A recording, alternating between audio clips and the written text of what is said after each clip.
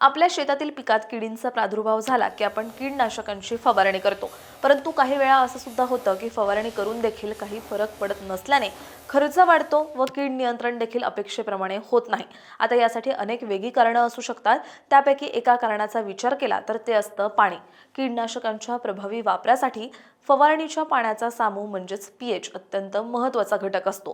तज्ज्ञांच्या मते अनेक शेतकरी विहीर, बोरवेल किंवा नळाचं पाणी वापरून फवारणी करतात। अनेक भागात पाण्याचा सामू जास्त क्षारीय असतो। अशा पाण्यात कीडनाशके वापरल्यास त्यांचा परिणाम कमी होतो।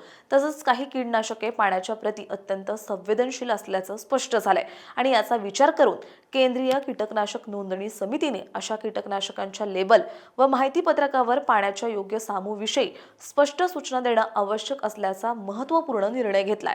भारत सरकारच्या कृषी व शेतकरी कल्याण मंत्रालयाअंतर्गत कार्यरत वनस्पती संरक्षण, संगरोध व साठवण संचालनालय आणि केंद्रीय कीटकनाशक मंडळ व नोंदणी समिती फरीदाबाद म्हणजेच हरियाणा यांनी याबाबत नुकतीच सार्वजनिक सूचना प्रसिद्ध केली आहे। त्यानुसार काही कीटनाशके आम्लीय किंवा क्षारीय पाण्यात वापरल्यास त्यांची कार्यक्षमता कमी होते किंवा रासायनिक विघटन होऊ शकतं। त्यामुळे संबंधित कीटनाशक उत्पादकांनी लेबलवर या संबंधीची माहिती नोंदवणं बंधनकारक करण्यात आलंय। या निर्णयासारखे एखादे कीटकनाशक पाण्याच्या सामूप्रती अत्यंत संवेदनशील असल्यास त्या कीटकनाशकाच्या नोंदणी प्रक्रियेदरम्यान विशिष्ट अटी नमूद केल्या जातील।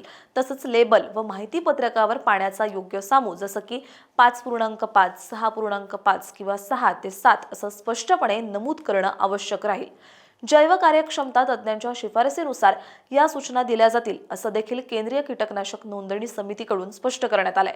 सर्व कीटनाशक उत्पादक, नोंदणीकर्ते व अर्जदारांना निर्देश देण्यात आलेत की नवीन नोंदणी अर्ज सादर करताना तसंच लेबल व माहिती पत्रक अंतिम करताना या निर्णयाचे काटेकोर पालन करावं अशी स्पष्ट सूचना केंद्रीय कीटकनाशक नोंदणी समितीकडून देण्यात आली आहे। यामुळे काय होणार तर कीटनाशकांचा अधिक प्रभावी व सुरक्षित वापर शक्य होणार आहे।